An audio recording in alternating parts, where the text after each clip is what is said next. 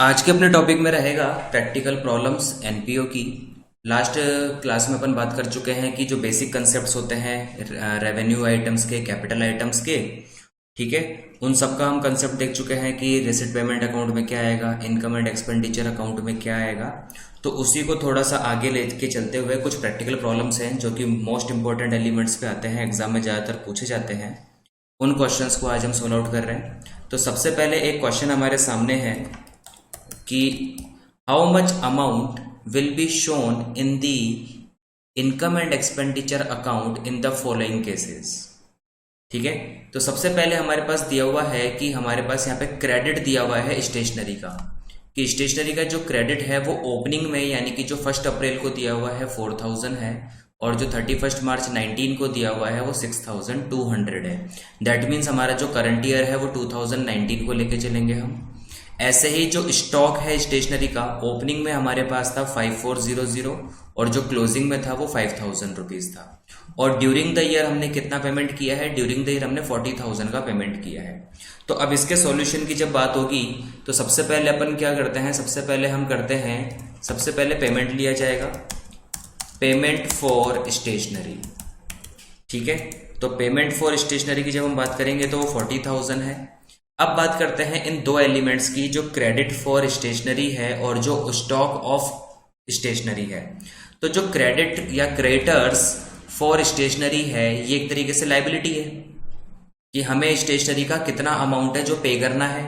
तो previous year में हमें पे करना था 4000 का, जो करंट ईयर में हम पे करेंगे, और करंट ईयर का 6200 पे करना है जो हम नेक्स्ट ईयर में पे करेंगे।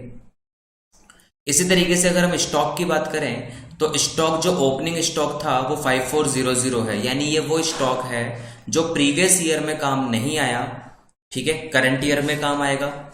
और ये क्लोजिंग स्टॉक है 5000 का, जो करंट ईयर में काम नहीं आया, ये नेक्स्ट ईयर में काम आएगा। ठीक है, तो इस तरीके से हम बात कर सकते हैं। चारों एलिमेंट आपके समझ में आ गए होंगे। तो यहां पर एक चीज समझने वाली बात है कि जो ओपनिंग क्रेडिटर्स है, ये ओपनिंग क्रेडिटर्स हमारे वो क्रेडिटर्स हैं जो लास्ट ईयर के थे, यानी कि हमने लास्ट ईयर में गुड्स परचेज किया होगा, उसके क्रेडिटर हैं जो हम करंट ईयर में पे करेंगे। तो यानी इसका रिलेशन जो है वो लास्ट ईयर से है।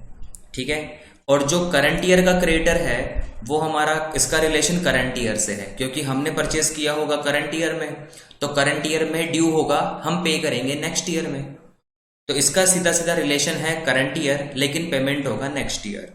ऐसे ही स्टॉक की अगर अपन बात करें तो जो ओपनिंग स्टॉक होता है, ओपनिंग स्टॉक का सीधा सा मतलब यही है कि ये वो स्टॉक है जो प्रीवियस ईयर में काम नहीं आया, तो ये करंट ईयर में काम आएगा, तो इसका सीधा रिलेशन करंट ईयर से है। ठीक है, और ये वाला जो क्लोजिंग स्टॉक है ये वो है जो करंट ईयर में काम नहीं आया, ये नेक्स्ट ईयर में काम आएगा। ठीक है, तो अब सीधी सी बात है, इनकम एंड एक्सपेंडिचर में हम क्या एड लेस करते हैं, जो भी करंट ईयर रिलेटेड होता है हम उसको ऐड कर देते हैं, और जो भी नेक्स्ट या फिर प्रीवियस ईयर से रिलेटेड होता है हम उसको माइनस कर देते हैं।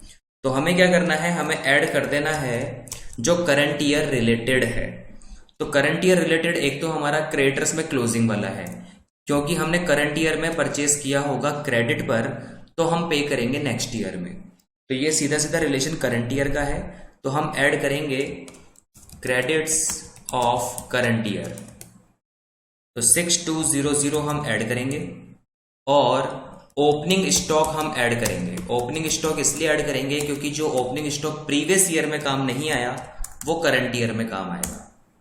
इसी तरीके से लेस क्या करेंगे, हम लेस हम कर देंगे जो हमारे ओपनिंग क्रेडिटर्स हैं, यानी जो प्रीवियस ईयर के क्रेडिट्स हैं वो हम लेस कर देंगे, क्योंकि उसका सीधा रिलेशन प्रीवियस ईयर से है 4000, और हम लेस कर देंगे क्लोजिंग स्टॉक को। ठीक है, क्योंकि ये नेक्स्ट ईयर काम आएगा, हमारे करंट ईयर में काम नहीं आएगा 5000, इसको भी हम माइनस कर देंगे। तो सब कुछ एडलेस करने के बाद हमारे पास क्या वैल्यू बचेगी आप चेक कर सकते हैं। नेट अमाउंट, नेट अमाउंट हमारे पास जो बचना चाहिए वो 40,000 में से टोटल 4 और 5 9,000 तो लेस हो जाएंगे, 31 हो जाएगा, और 11,600 ऐड हो जाएगा, तो 42,600 हमारा आंसर आ जाना चाहिए। ठीक है, तो ये हमारा फर्स्ट क्वेश्चन हो चुका है। इसके बाद बात करेंगे हम सेकंड क्वेश्चन की। सेकंड एग्जांपल हमारा है, show how would you deal with the following items while preparing the financial statement of a NPO. देखो हमारे पास यहाँ पे कुछ फंड्स दिए हुए हैं। एक हमारे पास फंड दिया हुआ है टूर्नामेंट फंड। टूर्नामेंट फंड में 2 लाख रुपए रखे हुए हैं हमारे पास। ये बात आपको पता होगा कि जो भी फंड्स होगा या जो भी रिजर्व होगा वो लायबिलिटी होता है, ठीक है। जो भी बिजनेस अपने लिए कोई भी फंड अलग से रखता है स्पेशल पर्पस के लिए, वो हम कैपिटल नेचर में रखते हैं, यानी कि हम उसको लायबिलिटी में रखते हैं। तो जो टूर्नामेंट फंड होगा उसमें ऑलरेडी हमारे पास 2 लाख रुपीज रखे हुए हैं। उसके बाद कंट्रीब्यूशन रिसीव्ड फॉर टूर्नामेंट 40,000, हमें टूर्नामेंट के नाम पर 40,000 और रिसीव हो गए, ठीक है। तो 2 लाख तो पहले से ही फंड में रखे हुए हैं, 40,000 हमें और रिसीव हो गया। टूर्नामेंट में एक्सपेंडिचर हो गया है 80,000 का। हमें इंटरेस्ट रिसीव हुआ है टूर्नामेंट फंड इन्वेस्टमेंट से 12,000 का, और हमें टूर्नामेंट के टिकट को सेल करने से 20,000 और मिले हैं। तो अभी आपसे पूछना चाह रहा है कि फाइनेंशियल स्टेटमेंट में आप इसको कैसे डील करोगे। तो पहली बात, फाइनेंशियल स्टेटमेंट की जब हम बात करेंगे तो ये बैलेंस शीट में आएगा, पहली बात, ठीक है। ये कहाँ आएगा, ये बैलेंस शीट में आएगा, क्योंकि जो भी एसेट्स और लायबिलिटीज होंगे वो हमारे कहाँ आएंगे, बैलेंस शीट में आएंगे। एज ऑन 31 मार्च, अब जो भी ईयर हो, मान लो इसमें कोई ईयर नहीं है, हम 19 ले लेते हैं। और यहाँ पर जो लेफ्ट हैंड साइड जो होगा हमारे लायबिलिटीज आएंगी, ठीक है। तो यही लायबिलिटीज में ही क्या करना है, हमें टूर्नामेंट फंड लिखना है कि टूर्नामेंट फंड के नाम पे हमारे पास 2 लाख रुपए तो रखे हुए थे। ऐड करना है जो भी हमें कंट्रीब्यूशन मिला है, वो कंट्रीब्यूशन हमें 40,000 का रिसीव हो गया। ऐड करना है जो भी हमें इंटरेस्ट मिला है, वो जो भी इनकम हो वो लायबिलिटी में ऐड होती जाएगी। तो हमारा फंड क्या है, इंक्रीज होगा। ऑलरेडी 2 लाख रुपीज है, 40,000 रिसीव हुआ, फंड इंक्रीज हो जाएगा। इंटरेस्ट रिसीव होगा, फंड इंक्रीज हो जाएगा। इसके बाद कोई रिसिट्स होगी टिकट्स की, तो वो जो 20,000 हमें मिला वो भी हमारा क्या हो जाएगा, ऐड हो जाएगा, ठीक है। ये भी ऐड हो जाएगा। इसके बाद जो टोटल वैल्यू आ जाएगी, टोटल फंड वैल्यू जो होगी वो आ जाएगी आपके पास, इन सबको ऐड करके 2,72,000। इसमें से जो एक्सपेंडिचर हो गया आप उसको लेस कर दीजिए। एक्सपेंसेस जो टूर्नामेंट में जो एक्सपेंडिचर हुआ था 80,000 का, आप उसको लेस कर दीजिए, ठीक है। तो अब आपके पास जो बचेगी वैल्यू, वो वैल्यू कितनी बच जाएगी आपके पास, 1,92,000। तो ये जो वैल्यू है ये बैलेंस शीट की लायबिलिटीज में हम शो कर देंगे, ठीक है। तो जब भी कोई फंड्स का क्वेश्चन आ जाए, छोटा क्वेश्चन एग्जाम में कई बार पूछ सकता है, तो जितने जो भी फंड होगा उस फंड के साथ जितनी भी इनकम होगी वो सब इनकम आप ऐड कर दीजिए, और जो एक्सपेंडिचर हो वो लेस कर दीजिए। उसके बाद जो वैल्यू बचेगी वो आपको लायबिलिटी में शो करनी है, ठीक है। इसके बाद नेक्स्ट क्वेश्चन की अब एक बात करते हैं हम। थर्ड क्वेश्चन जो है, थर्ड क्वेश्चन हमारे पास है, from the following information calculate the amount of subscription be credited the income and expenditure account for the year 2016-17। ठीक है, पहले ये सेट कर लो कि अपना करंट ईयर क्या है। तो करंट ईयर हमारा 16-17 है, यानी मार्च 17 हमारा करंट ईयर है। इसके बाद जो हमें डेटा दिया हुआ है, वैसे तो ये आपको जो पार्ट 1 में जो हमने क्वेश्चन किया था उसी के जैसा लगेगा, लेकिन थोड़ा सा डिफरेंस है इसके अंदर। देखो, सब्सक्रिप्शन रिसीव्ड जो ड्यूरिंग द ईयर हुआ है वो 50,000 हुआ है। सब्सक्रिप्शन आउटस्टैंडिंग है मार्च 16, तो मार्च 17 तो हमारा करंट ईयर है, तो मार्च 16 हमारा हो जाएगा प्रीवियस ईयर। तो प्रीवियस ईयर आउटस्टैंडिंग हमारा 20,000 है, यानी पिछले साल लास्ट ईयर में हमें 20,000 का सब्सक्रिप्शन मिलना चाहिए था, लेकिन नहीं मिला।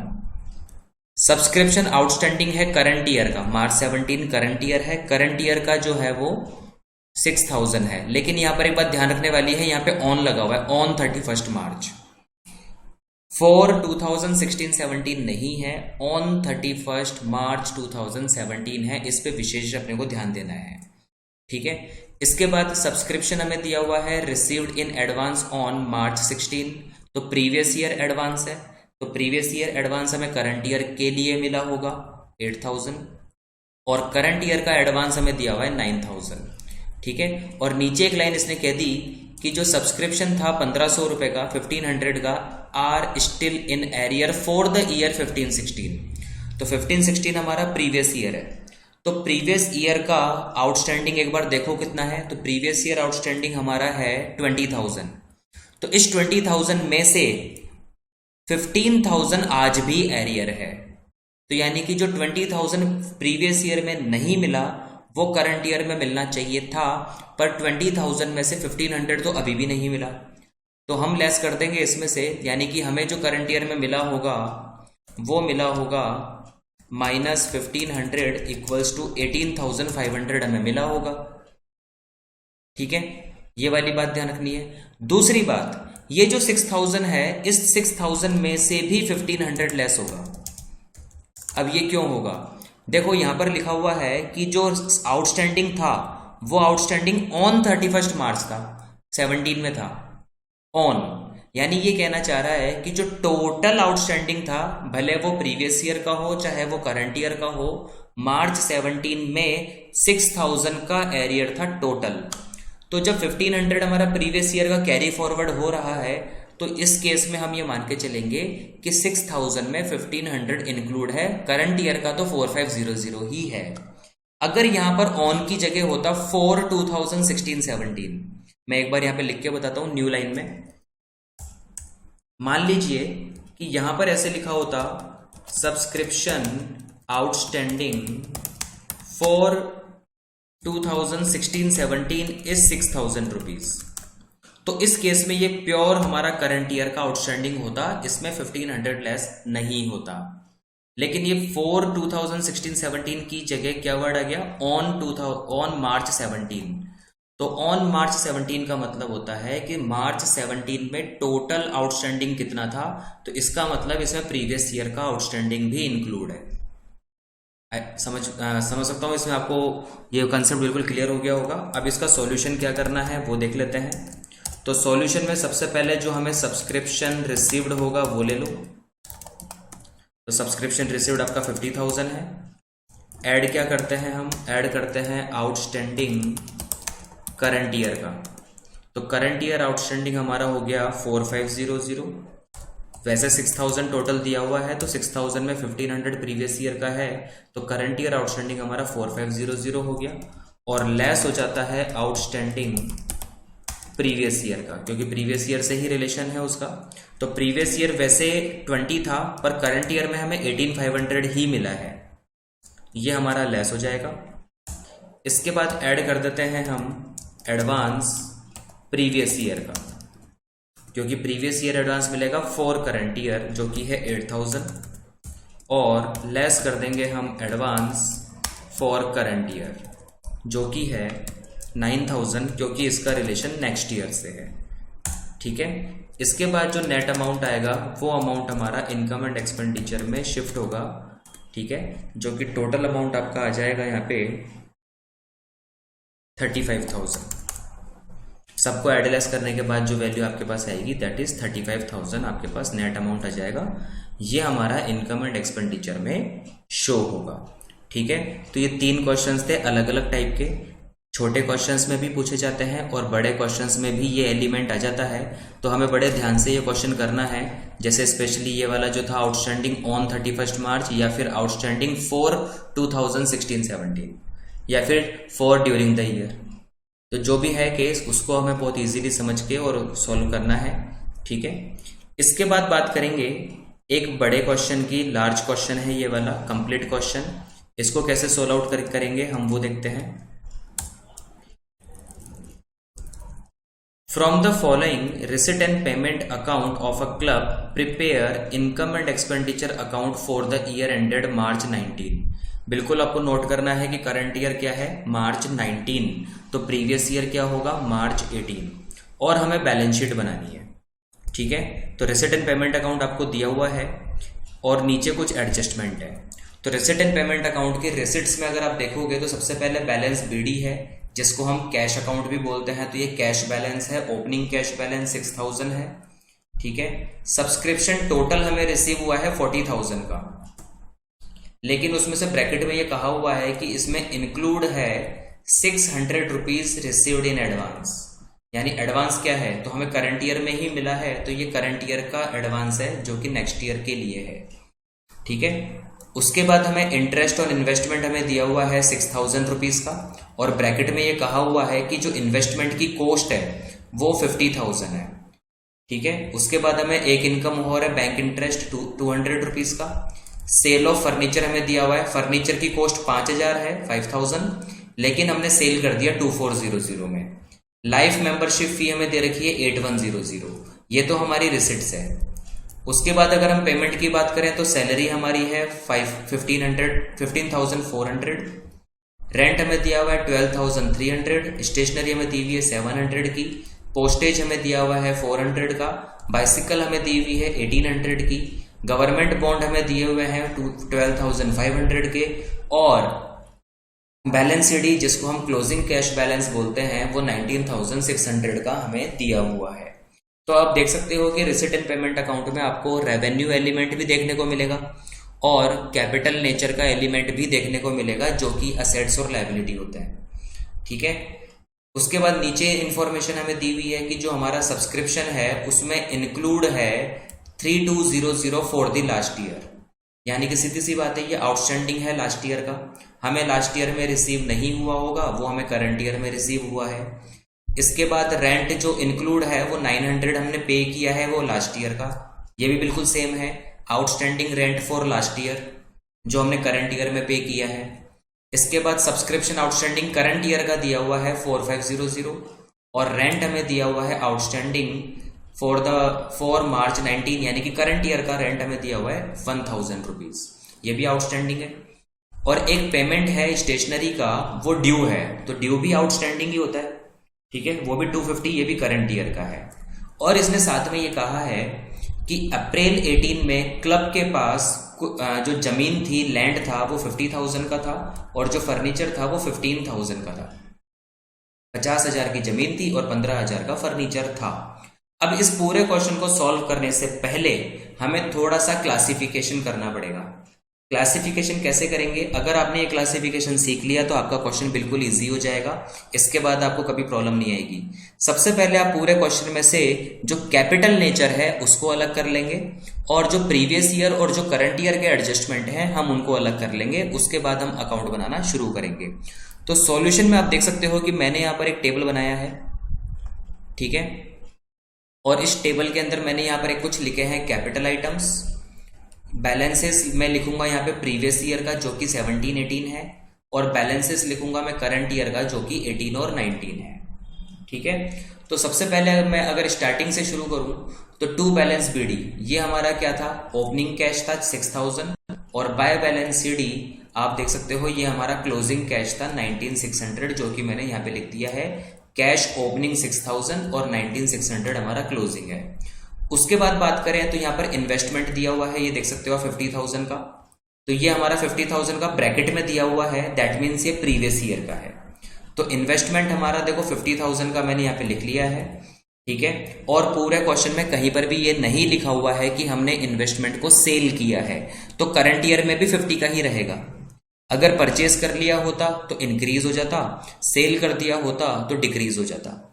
उसके बाद हम इन्वेस्टमेंट के बाद अगर हम बात करें तो फर्नीचर की बात कर सकते हैं। तो ओपनिंग में फर्नीचर आप देख सकते हो नीचे हमें दिया हुआ है 15,000 का, और रिसिट में हमें दिया हुआ है सेल ऑफ फर्नीचर 5,000 का। तो सिंपल सी बात है, हमारा जो फर्नीचर है वो फर्नीचर ओपनिंग में तो 15 का था, लेकिन क्लोजिंग में 10 का रह जाएगा, क्योंकि 5,000 का ड्यूरिंग द ईयर हमने सेल कर दिया।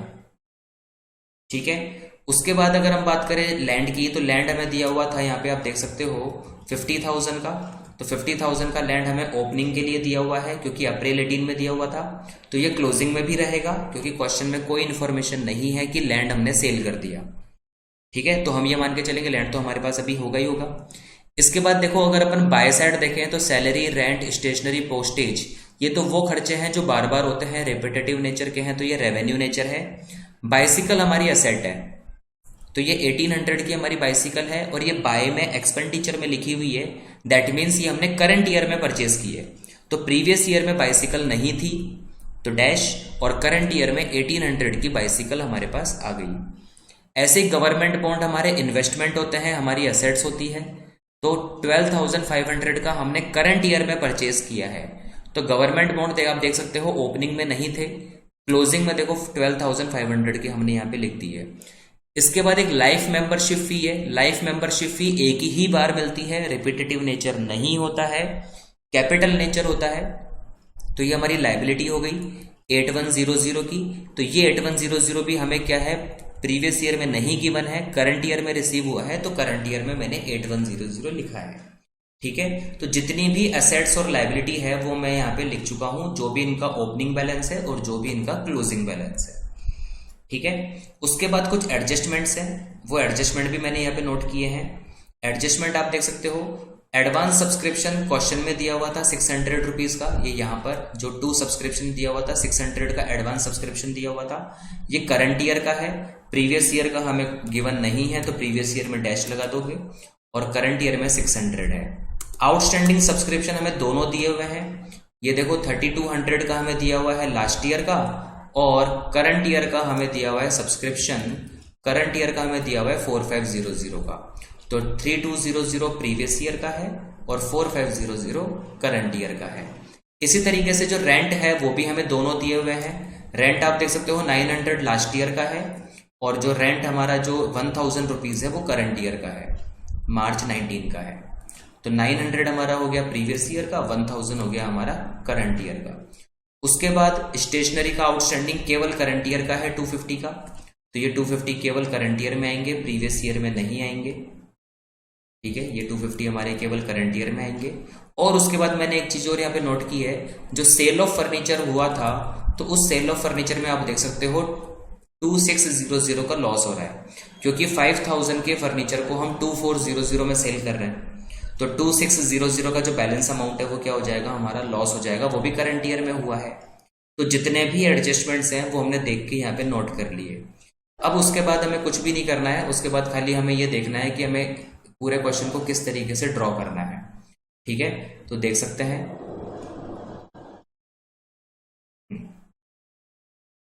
देखो सबसे पहले हम बात करेंगे ओपनिंग बैलेंस शीट की।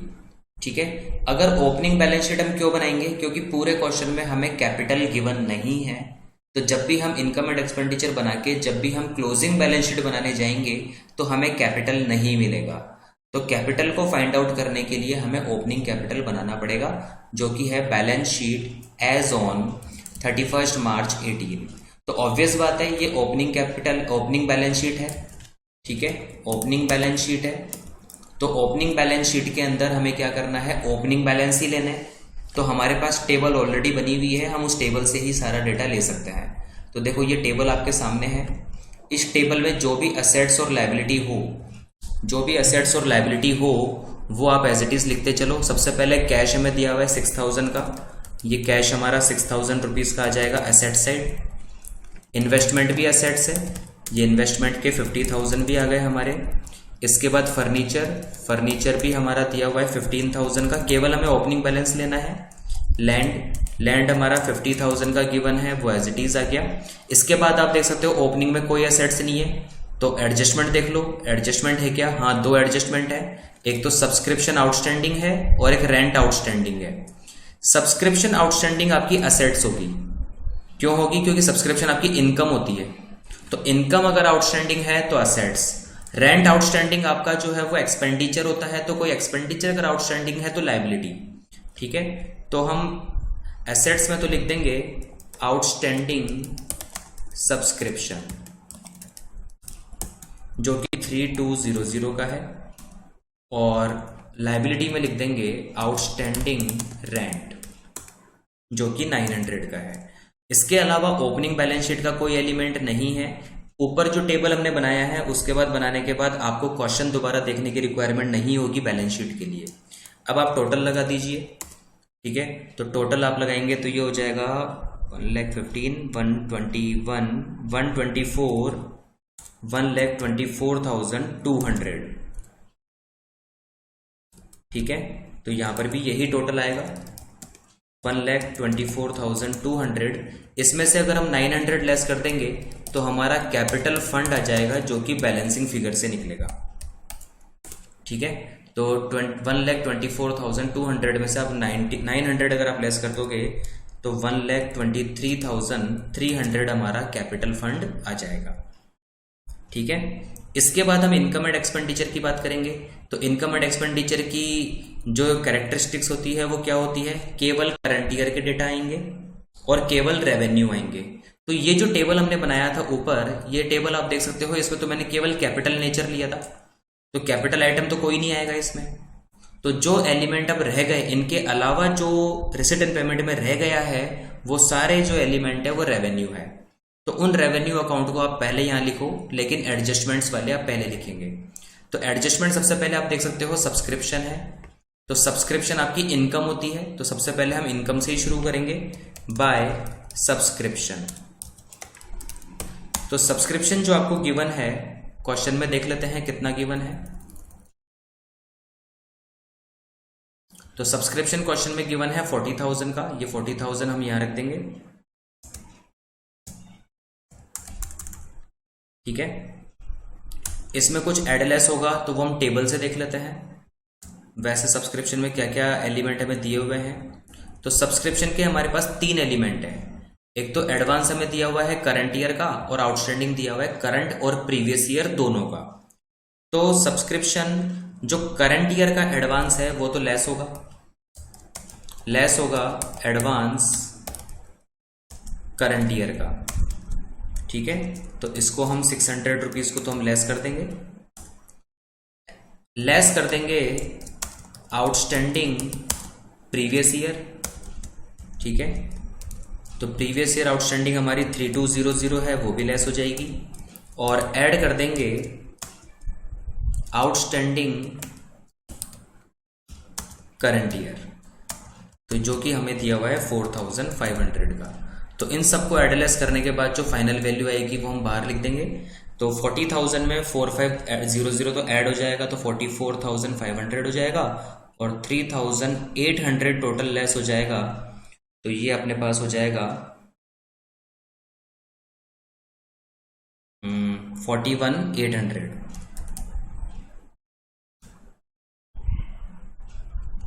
ठीक है, 41,800 हमारे पास टोटल ये आ जाएगा।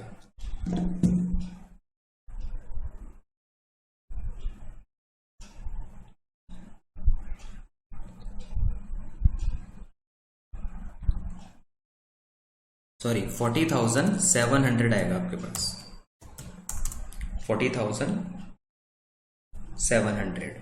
ठीक है, उसके बाद सब्सक्रिप्शन हो गया। सब्सक्रिप्शन के बाद आप देख सकते हो रेंट है, रेंट आपका एक्सपेंडिचर होता है, तो रेंट आपको डेबिट में लिखेंगे, टू रेंट।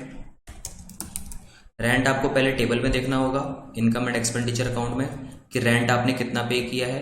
तो रेंट हमने पे किया है 12,300, तो ये रेंट आपका आ जाएगा 12,300। इसमें आपको क्या करना है, रेंट के एडजस्टमेंट आप देख लीजिए। तो रेंट के एडजस्टमेंट 2 हैं, एक तो प्रीवियस ईयर आउटस्टैंडिंग है और एक करंट ईयर आउटस्टैंडिंग है। सीधी सी बात है, प्रीवियस ईयर आउटस्टैंडिंग को तो हम लेस कर देंगे, आउटस्टैंडिंग प्रीवियस ईयर, इसको तो हम लेस कर देंगे 900, और ऐड कर देंगे करंट ईयर आउटस्टैंडिंग को, जो कि हो जाएगा अपना 1,000। ठीक है, तो ये तो अपना हो गया 12,400 अपना आ जाएगा।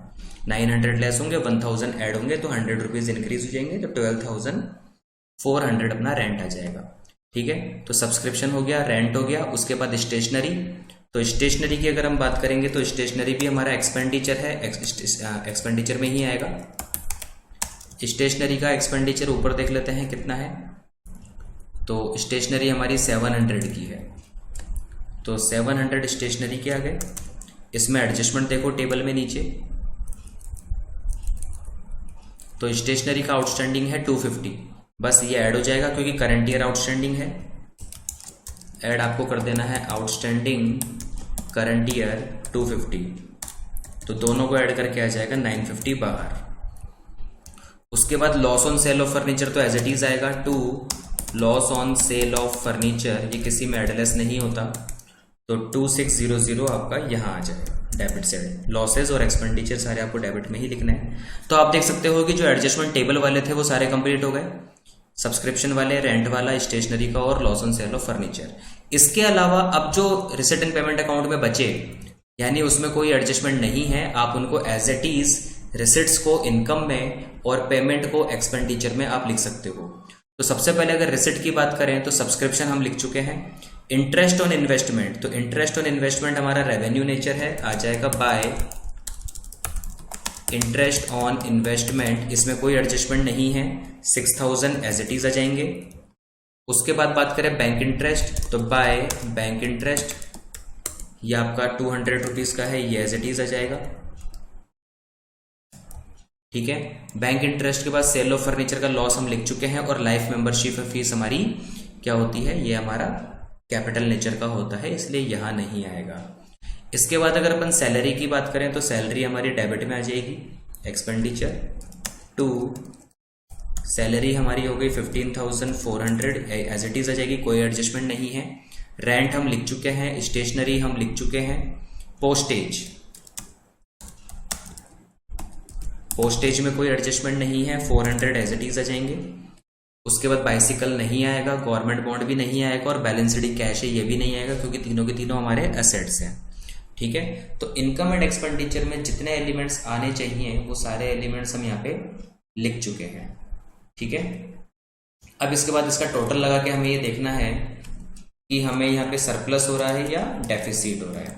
तो टोटल अपन लगाते हैं, तो क्रेडिट साइड का टोटल आ रहा है 46,900, जो कि यही जाता है। तो 46,900 आप डेबिट में भी लिख देंगे, और 46,900 में से आप सारी वैल्यू लेस कर दीजिए, उसके बाद आपका जो बचेगा वो आपका सरप्लस आ जाएगा। तो 46,900 में से आप लेस कर दीजिए, एक तो 12,400, 950 आप लेस कर दीजिए, 2600 आप लेस कर दीजिए, 15,400 आप लेस कर दीजिए, और 400 भी आप लेस कर दीजिए। तो 15,150 का आपका सरप्लस आ जाएगा, बैलेंसिंग फिगर। ठीक है, आ गया होगा यहाँ पे बात समझ में। उसके बाद लास्ट जो हमारा वर्क बचता है वो वर्क हमारा होता है लास्ट बैलेंस शीट का, जो कि होती है हमारी क्लोजिंग बैलेंस शीट।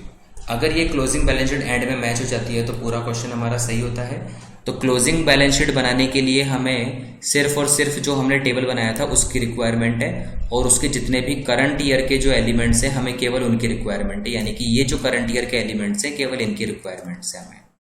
ठीक है, तो जो करंट ईयर एलिमेंट्स हैं केवल उनको फिलअप करते चलिए। तो एसेट साइड सबसे पहले कैश आ जाएगा, सबसे पहले कैश है 19,600 का। ठीक है, उसके बाद इन्वेस्टमेंट हमें दिया हुआ है 50,000 का।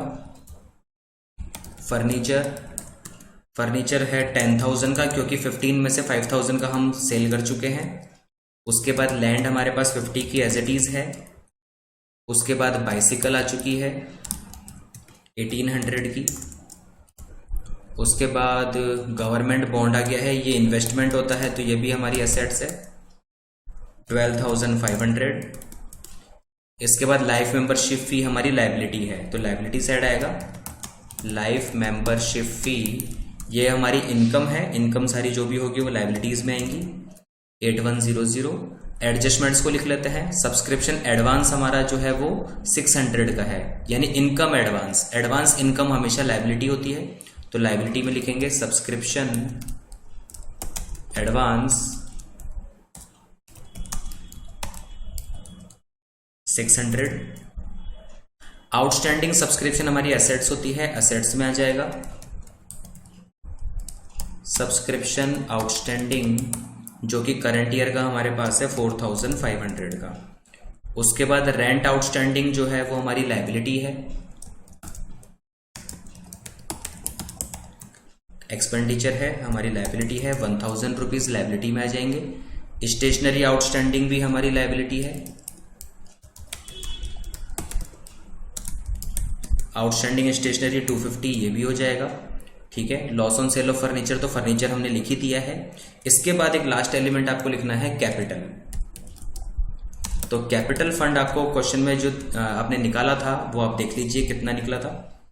तो ओपनिंग बैलेंस शीट में हम देख लेते हैं, हमारा जो कैपिटल फंड आया था 1,23,300 का था। तो कैपिटल फंड आपका आ जाएगा 1,23,300 इनर कॉलम में। इसमें आप ऐड कर देंगे जो भी आपको सरप्लस हुआ। डेफिसिट होता हम लेस कर देते हैं, तो सरप्लस आपको 15,150 का हुआ है। दोनों को ऐड करके आप बाहर लिख दीजिए 138,450, ठीक है। और उसके बाद जो है वो दोनों से ऐड के टोटल आप लगा दीजिए। टोटल अगर मैच हो गया तो अपना जो क्वेश्चन होगा वो बिल्कुल सही होगा, ठीक है। टोटल एक बार मैच कर लेते हैं। 8100 प्लस 600 प्लस 1000 प्लस 250 प्लस 138,450। तो टोटल आपके पास जो आ रहा है लाइबिलिटी साइड का दैट इज 1,48,400। इसी तरीके से एसेट साइड का अगर हम टोटल करें तो 19,600 plus 50,000 plus 50,000 plus 10,000 plus 1,800 plus 12,500 plus 4,500। तो इसका भी टोटल आपके पास आ रहा है 1,48,400। तो इस तरीके से आप देख सकते हो कि पूरा जो क्वेश्चन है वो ड्राफ्ट हम कर सकते हैं केवल एक इस टेबल के थ्रू, ठीक है। तो अगर इस टेबल की प्रैक्टिस अगर अच्छी होती है तो केवल एक थोड़ा सा टाइम स्टार्टिंग में लगेगा, लेकिन दोनों बैलेंस शीट को बनाने में और इनकम एंड एक्सपेंडिचर को बनाने में यहाँ पे आपको कोई टाइम नहीं लगेगा, केवल उसको ड्राफ्ट करना होगा, ठीक है। ये अपना चैप्टर यहाँ पे बिल्कुल कंप्लीट होता है। करने का तरीका क्या होता है वो मैंने बता दिया है, ठीक है। अब इसके रिगार्डिंग कोई भी क्वेरीज होती है तो आप मुझसे पूछ सकते हैं।